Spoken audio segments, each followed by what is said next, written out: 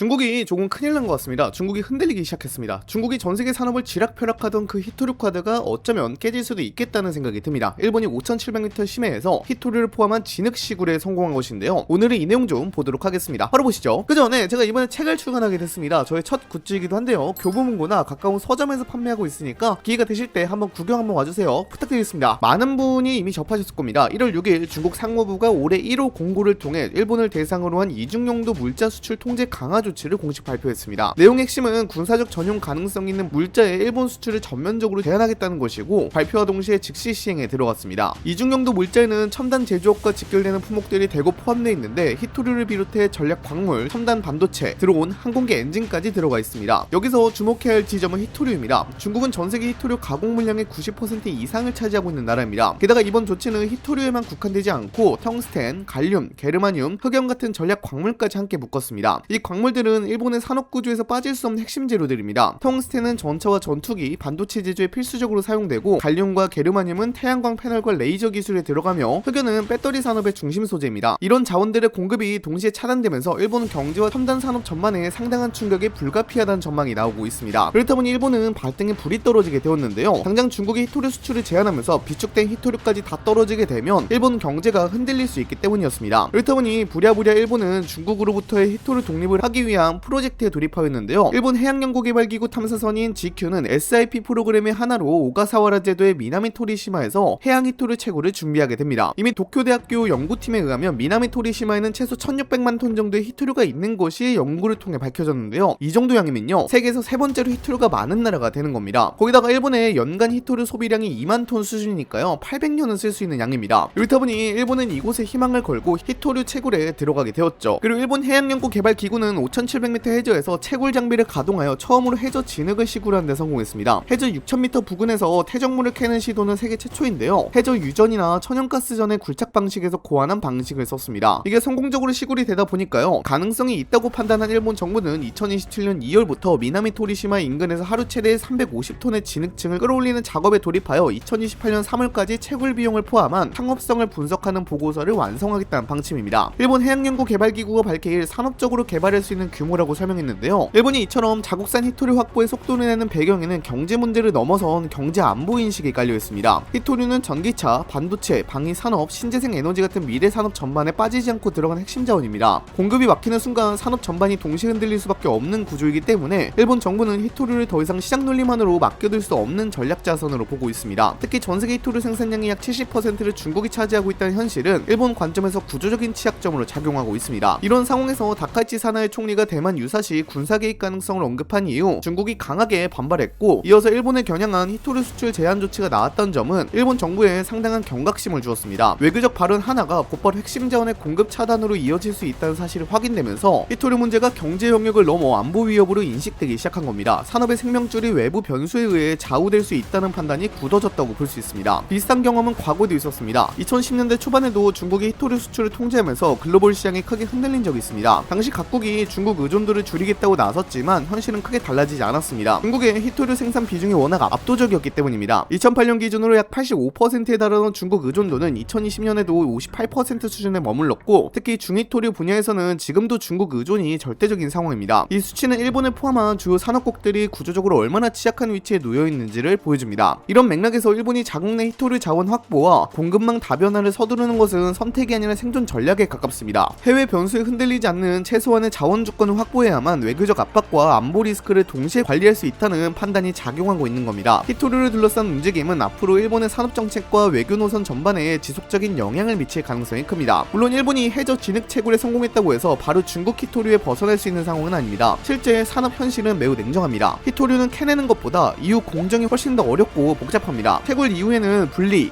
정제, 가공, 고순도화 과정을 거쳐야 하고, 이 과정에는 막대한 시간과 기술, 설비 투자가 필요합니다. 특히 군수산업이나 첨단 반도체, 전기차에 들어가는 히토류는 극도로 높은 순도를 요구하기 때문에 하루 이틀 만에 해결될 문제가 아닙니다. 현실 세계는 게임처럼 버튼 한번 눌러서 생산 설비가 완성되는 구조가 아니기 때문에 일본으로서는 기술 축적과 인프라 구축까지 상당한 시간이 소요될 수밖에 없습니다. 이런 이유로 단기간 내에는 중국이 히토류를 지렛대로 활용하는 압박 국면이 계속 이어질 가능성이 큽니다. 하지만 더 중요한 사항은 그 다음 단계입니다. 일본이 히토류를 독자적 군사적으로 안정 확보하는 구조를 갖추게 되면 중국이 그동안 활용해온 히토류 통제 전략은 근본부터 흔들리게 됩니다. 히토류를 무기로 삼아 외교적, 경제적 압박을 가하던 카드가 더 이상 통하지 않게 되는 겁니다. 동시에 일본은 방어적인 위치에서 벗어나 능동적인 선택지를 확보하게 됩니다. 자국 산업 보호는 물론이고 히토류가 있어야 하는 다른 국가들과의 공급 협력, 나아가 수출까지 가능해지면 새로운 경제적 동력도 만들어낼 수 있습니다. 이는 일본 혼자만의 문제가 아니라 글로벌 공급망 재편과도 직결되는 사안이며 중국 중심으로 짜여있던 히토류 질서에 균열을 만들어낼 수 있는 잠재력을 가진 변화라고 볼 수 있습니다. 근데 중국도 이를 예의주시하고 있는 모습이긴 한데요. 중국 관영 매체인 한국시보는 1월에 상업적 성공 가능성이 희박한 프로젝트라며 기술적 난관과 높은 비용을 이유로 일본이 단기간에 중국을 대체할 히토류 공급망을 구축하기는 쉽지 않을 것이라며 일본을 폄하하는 모습을 보였습니다. 하지만 일본은 이를 계속 이어나갈 것으로 보이죠. 또 미국도 핵심 광물에 17조 5천억 원을 투입해서 핵심 광물의 전략적 비축에 나섰는데요. 2025년에 미중 무역 갈등 속 중국이 히토류 같은 핵심 광물 수출 통제를 통해 압박 수위를 높인 만큼 중국에 대한 핵심 광물 의존도를 낮추기 위한 행보로 풀이가 됩니다. 트럼프 대통령은 수년간 미국 기업들은 시장 혼란이 발생할 경우 핵심 광물이 고갈될 위험에 직면해왔다면서 오늘 우리는 프로젝트 볼트를 시작해 미국 기업과 근로자들이 어떠한 부족 사태로도 피해를 보지 않도록 하고자 한다고 밝혔습니다. 이어 비록 해결되긴 했지만 우리는 1년 전과 같은 일을 다시는 겪고 싶지 않다고 강조했죠. 트럼프 행정부는 중국의 협상력을 약화하고 미국의 공급망 주도권을 강화하기 위해 공급선 다변화에 노력을 기울이고 있는데 이번에 핵심 광물에 17조 5천억 원을 투입한 것도 이에 대한 일환인 것으로 보입니다. 한국도 마찬가지로 태평양에서 히토류를 찾고 있습니다. 1월 15일에 한국지질자원연구원은 해천단 물리탐사선인 3회 3호를 활용해서 서태평양 공해상 수심 5,800m 지점에서 히토류를 찾고 있는데요. 좋은 소식이라면 고농도 히토류 부존을 확인했다고 합니다. 공해자원은 국제해적 기구가 관리하는 인류 공동유산으로 지정이 되어 있는데요. 선제적인 데이터 확보가 독자적인 탐사 권한으로 이어집니다. 그러므로 잘하면 우리도 히토류를 태평양에서 뽑아낼 수 있다는 겁니다. 한국지질자원연구원은 4월 2일에 2차 탐사에 나서서 해당 해역의 탐사 밀도를 높여 정밀한 자원 지도를 그릴 계획이라고 하는데요. 이게 잘 됐으면 좋겠습니다. 사실 또 중국이 일본의 움직임을 그냥 지켜보고만 있을 가능성은 매우 낮습니다. 히토류는 중국이 수십 년에 걸쳐 구축해온 전략 자산이고 그 영향력이 흔들리는 조짐이 보인다면 중국으로서는 선제적으로 대응에 나설 수밖에 없습니다. 가장 먼저 나올 수 있는 카드가 가격 조정입니다. 중국이 히토류 공급을 일시적으로 늘리거나 가격을 인위적으로 낮추게 되면 막대한 초기 투자비가 들어간 일본의 해저 채굴 프로젝트는 수익성에서 큰 압박을 받게 됩니다. 생산성이 흔들리면 민간 기업의 참여가 위축되고 일본 정부의 부담도 급격히 커질 수 있습니다. 또 하나 중요한 사항은 가공 단계입니다. 히토류 산업에서 진짜 힘은 채굴이 아니라 분리와 정제 그리고 고순도 가공 기술에 있습니다. 중국은 이 분야에서 이미 압도적인 기술 축적과 설비를 확보하고 있고 글로벌 공급망의 핵심 고리를 지고 있습니다. 만약 중국이 히토류 가공에 필요한 핵심 장비나 화학 공정 기술, 관련 소재 해외 이전을 더 강하게 통제하기 시작한다면 일본은 채굴에 성공하더라도 완성품을 만들기까지 상당한 제약에 부딪힐 수 있습니다. 히토류를 캐냈다고 해서 바로 산업에 투입할 수 있는 구조가 아니라는 점에서 이 단계의 통제는 일본 관점에서 매우 치명적일 수 있습니다. 여기에 외교적 압박과 규제 프레임이 결합할 가능성도 있습니다. 중국은 국제사회에서 환경 문제나 비용 문제를 부각하며 일본의 심해 채굴 프로젝트를 비판할 수 있고 이를 통해 국제적 여론전을 펼칠 수도 있습니다. 동시에 자국 내 산업 보호를 명분으로 추가적인 수출 관리 조치를 내놓을 여지도 있습니다. 이런 식으로 가격, 기술, 외교를 동시에 묶는 전략이 나오게 되면 일본은 여러 전선에서 부담을 안게 됩니다. 이런 흐름을 고려하면 중국의 대응은 한 가지 방식에 그치지 않을 가능성이 큽니다. 단기적으로는 가격 경쟁으로 압박을 주고 중장기적으로는 가공 기술과 공급망을 진 위치를 활용해 일본의 속도를 늦추려는 전략이 병행될 수 있습니다. 이런 시나리오가 현실화할수록 히토류를 둘러싼 갈등은 자원 문제를 넘어 본격적인 산업 패권 경쟁의 양상으로